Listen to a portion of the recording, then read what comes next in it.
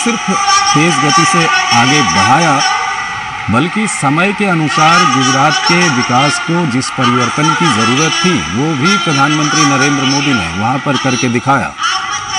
और उसके बाद 2014 में जब प्रधानमंत्री नरेंद्र मोदी गुजरात के मुख्यमंत्री के बाद प्रधानमंत्री, देश के प्रधानमंत्री बने, तो पूरे देश में प्रधानमंत्री जहाँ कहीं भी जाते हैं, न सिर्फ देश में बल्कि विदेशों में भी जाते हैं, तो प्रधानमंत्री का स्वागत किया जाता है। लेकिन प्रधानमंत्री जब गुजरात जाते हैं तो उसकी एक अलग बात होती है, क्योंकि हर गुजरातवासी प्रधानमंत्री को कहीं न कहीं अपने साथ जोड़ता है।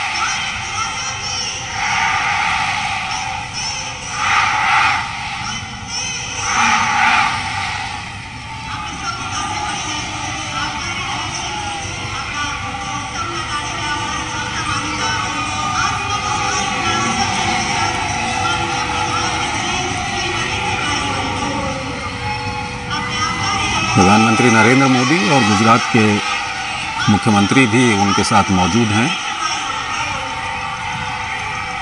प्रधानमंत्री हाथ हिलाकर अभिवादन स्वीकार कर रहे हैं सूरतवासियों का, और सूरत को एक बड़ी सौगात भी प्रधानमंत्री वहां पर देने वाले हैं। सूरत जो डायमंड सिटी के नाम से जाना जाता है, हीरों के लिए जाना जाता है, पूरी दुनिया में जाना जाता है, वहां पर प्रधानमंत्री डायमंड रिसर्च एंड मर्केंटाइल यानी कि ड्रीम सिटी के मुख्य प्रवेश द्वार का उद्घाटन भी प्रधानमंत्री यहां पर करेंगे। फिलहाल मोदी मोदी के नारों के साथ प्रधानमंत्री का वहां पर स्वागत किया जा रहा है।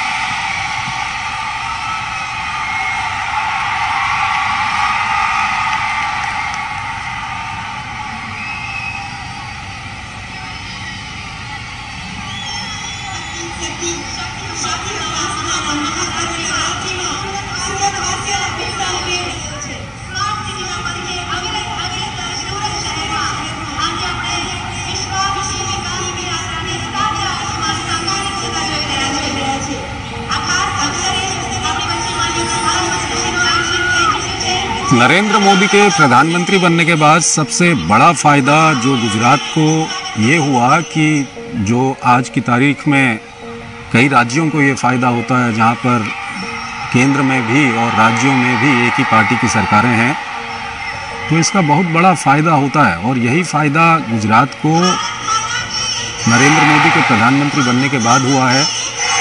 केंद्र की कई सारी योजनाएं जो पहले नरेंद्र मोदी के मुख्यमंत्री रहने के दौरान किन्हीं कारणों से, चाहे वो राजनीतिक कारण रहे हों या कुछ अन्य कारण हों, जो गुजरात के लोगों तक नहीं पहुंच पाई थी, जो योजनाएं, जिन योजनाओं का फ़ायदा वहां तक नहीं पहुंच पाया था, प्रधानमंत्री बनने के बाद प्रधानमंत्री नरेंद्र मोदी ने केंद्र की उन योजनाओं का फ़ायदा भी गुजरात के लोगों को दिया है। और साथ ही साथ जो डबल इंजन की थ्योरी है, यानी कि जब केंद्र और राज्य में एक ही पार्टी की सरकार होती है, तो केंद्र और राज्य की योजनाओं को मिलाकर किस तरह से जन कल्याण में उसका उपयोग किया जाता है, एक परफेक्ट उदाहरण गुजरात में देखने को मिलता है। हालांकि आज की तारीख में भारत के कई राज्यों में भारतीय जनता पार्टी की सरकारें हैं और केंद्र में भी भारतीय जनता पार्टी की सरकार है, तो इस तरह के राज्यों को एक अलग फ़ायदा होता है। ये अलग बात है कि प्रधानमंत्री बनने के बाद प्रधानमंत्री नरेंद्र मोदी के ऊपर पूरे देश की जिम्मेदारी है और देश के हर कोने के विकास में उन्होंने अपनी पूरी ताकत झोंकी है। और उन राज्यों को भी इसका फ़ायदा होता है, क्योंकि जहाँ पर डबल इंजन की थ्योरी की जब हम बात करते हैं, तो जब केंद्र और राज्य में एक ही पार्टी की सरकार होती है तो प्रशासनिक तौर पर इसका फ़ायदा मिलता है। फिलहाल प्रधानमंत्री का स्वागत वहाँ पर हो रहा है। प्रधानमंत्री भी हाथ हिलाकर अभिवादन स्वीकार कर रहे हैं। बड़ी संख्या में गुजरात के स्त्री, पुरुष, युवा, बुजुर्ग यहाँ पर इस रैली में पहुँचे हुए हैं। 2 दिन के गुजरात दौरे पर प्रधानमंत्री हैं और अपने गुजरात दौरे की शुरुआत उन्होंने यहाँ सूरत से की है और इस वक्त वो सभा स्थल पर पहुँच चुके हैं। सभा स्थल पर भी बड़ी संख्या में यहाँ पर लोग मौजूद हैं। इससे पहले हमने आपको दिखाया कि जब एयरपोर्ट से निकलकर सभा स्थल तक प्रधानमंत्री का काफिला आया था, तो सड़कों के दोनों ओर हजारों की संख्या में लोग प्रधानमंत्री का स्वागत करते हुए हमने आपको दिखाए, वो दृश्य हमने आपको दिखाए। और फिलहाल प्रधानमंत्री सभा स्थल पर पहुंच चुके हैं। यहाँ पर प्रधानमंत्री करीब 3400 करोड़ रुपए से अधिक की विभिन्न परियोजनाओं का शिलान्यास और लोकार्पण करेंगे।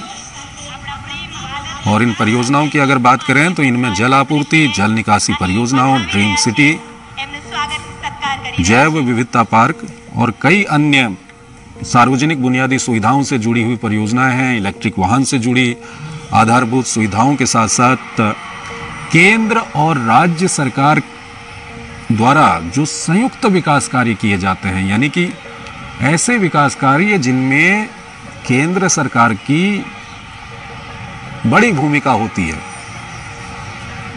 वो परियोजनाएं भी यहाँ पर प्रधानमंत्री नरेंद्र मोदी सूरत के लोगों को समर्पित करने जा रहे हैं।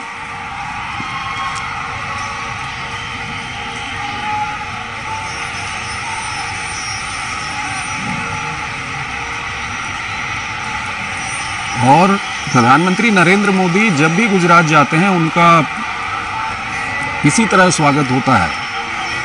ये दृश्य हम अपने टेलीविज़न पर लगातार देखते रहे हैं और उसका कारण ये है कि हर गुजरातवासी प्रधानमंत्री के अंदर अपने को देखता है। फिलहाल प्रधानमंत्री सभा स्थल पर पहुंच चुके हैं और गुजरात के मुख्यमंत्री भी उनके साथ वहां पर मौजूद हैं।